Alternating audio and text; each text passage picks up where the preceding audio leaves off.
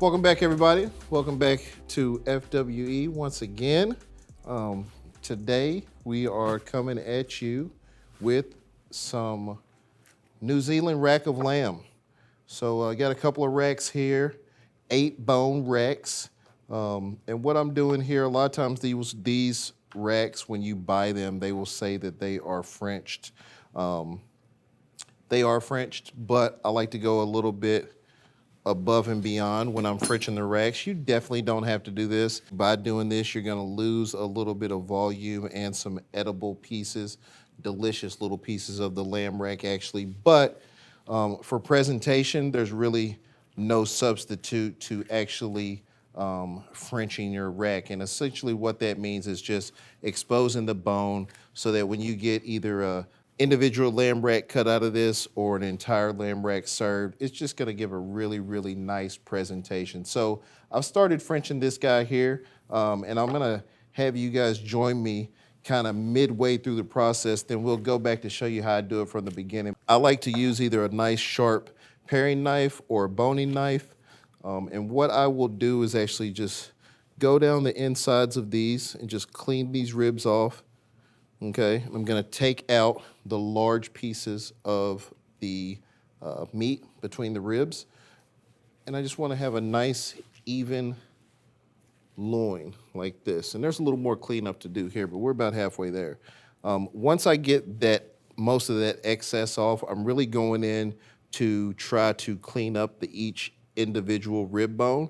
And what I like to do is, on each side of the rib bone with a good sharp knife, take the point of your knife and just follow and make an incision through. You will feel and see the connective tissue that's directly in contact with the bone. Just make an incision all the way down the bone. Follow the bone and cut it. And you may be able to see now that I can actually start to peel away all of that connective tissue. So once I get to this point, I start moving away from my knife a little bit and use the good old trusty paper towel. And with the paper towel, nice and dry, you're gonna be able to actually just grab that silver skin that's connected directly to the bone, and you're just gonna be able to just peel it right off the bone and leave a nice, clean, exposed bone. So just go down through there, just like similar to removing the silver skin from a rack of pork ribs. So you can see all that's now clear bone. All of that connective tissue has been removed. I'm just peeling it off with the paper towel there. Just helps you get a little grip on it.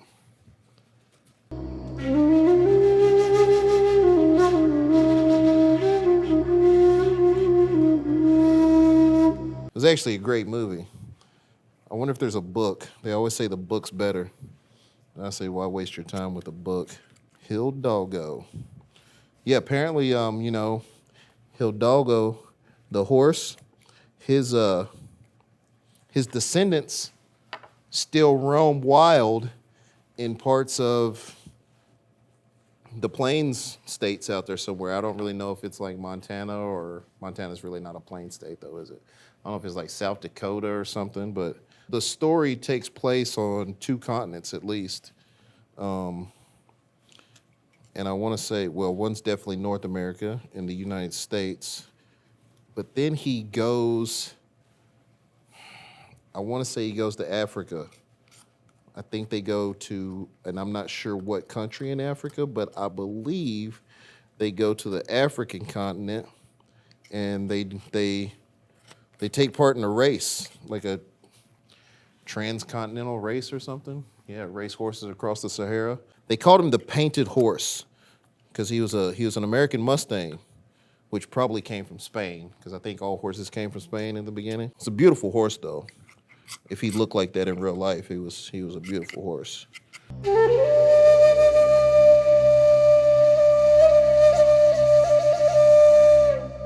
People will often sometimes also just use the heel of their knife to scrape that connective tissue off the bone. I try to take good care of my knives, so I don't particularly like doing that. It will rough up your edge on your knife. So back to the paper towel it is. Don't worry about any little scragglers or little pieces of that silver skin and sinew hanging on. We're still gonna go back and trim all those little pieces off as well.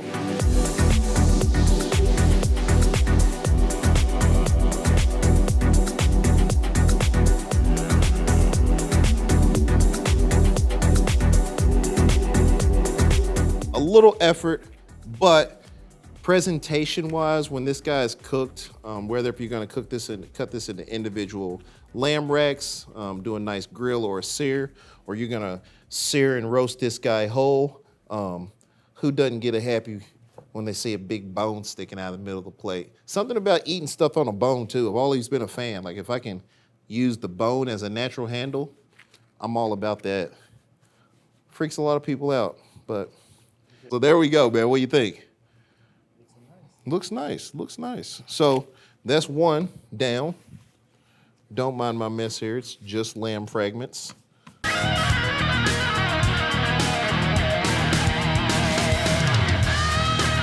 And we're gonna go to number 2. So I'm gonna try to make this one a little bit easier on myself and walk you guys through it again step by step. So just kind of visualizing kind of where that loin fat cap starts. I want to leave a little bit, but take some of it off. So I'm just gonna insert and go straight down the fat cap, hitting every one of those ribs on the way down. Cut right down to the bone. Feel that going down, hitting that bone. That's what you're looking for.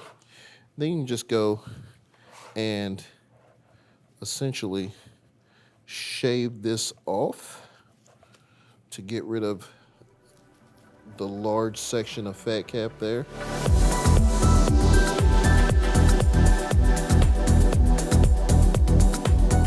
Okay, so you got that fat cap removed. Render that out, add it to some stock, chop it up, deep fry it. Perfect little Scooby snacks for your line cooks.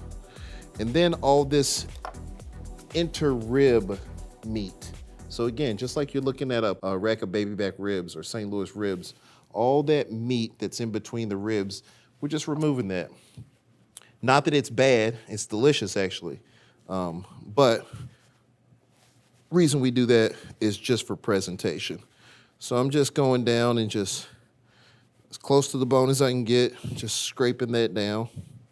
You know, some operations, maybe they're doing some kebabs or some lamb meatballs, or you're doing a lamb burger, or you're saving all this for a special. That's all super utilizable meat scraps there. All right, so we've got this about halfway there. All right. Now, on the back side of each bone, this may look like a bare bone, but if you look close, you can definitely tell the difference, right? That's what you're going for. So on the back side of the bone, with a sharp tip of your knife, staying in constant contact with the bone, you're just splitting that membrane so that you can access it, okay? Give yourself something to grab on. So now that I've got that membrane opened up, you're starting to see the bone peek through.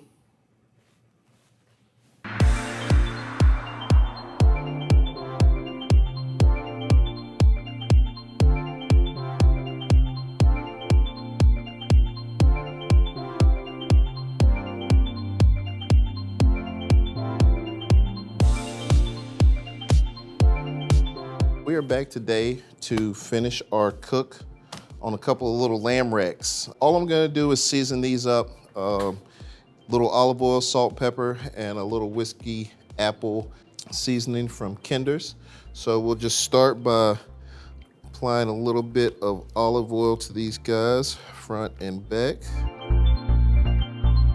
And And I'm just gonna rub that in.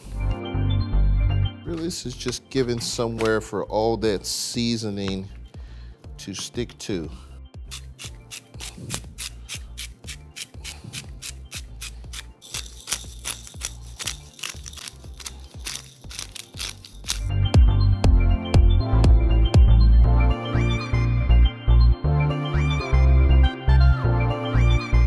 To preserve the nice light coloration of the rib bones themselves, I'm just gonna go ahead and cover these with a little bit of aluminum foil, and that'll help prevent them from darkening during the cook, and you'll be able to see a really nice presentation when we pull these out of the oven.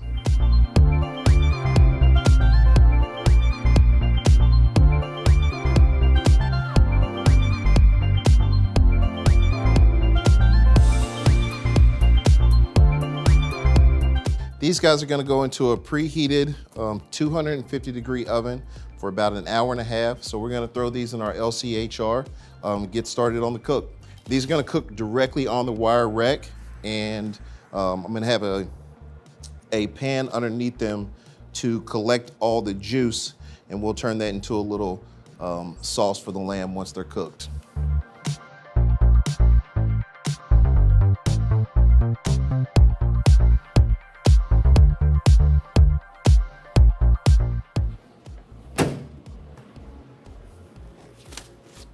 That's it.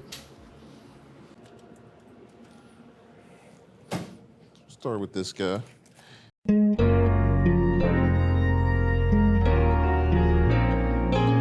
we're just gonna let that hang out for a few minutes. It's gonna allow all the natural juices that have cooked in the lamb rack to just kind of slow down and incorporate back into the meat itself. That'll ensure that the product is nice and juicy at the end. So we'll just let that hang out just a couple of minutes. And we're gonna go ahead and start cutting into this guy.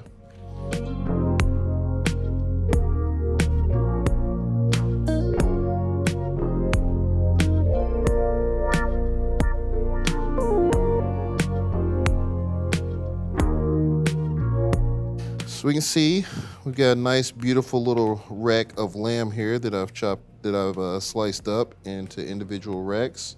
Really nice cook on these.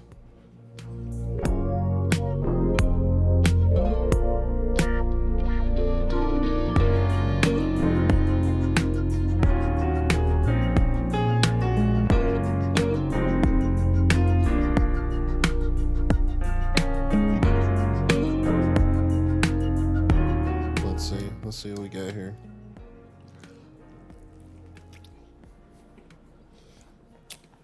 Yeah, that's really good, actually. See it on my lips.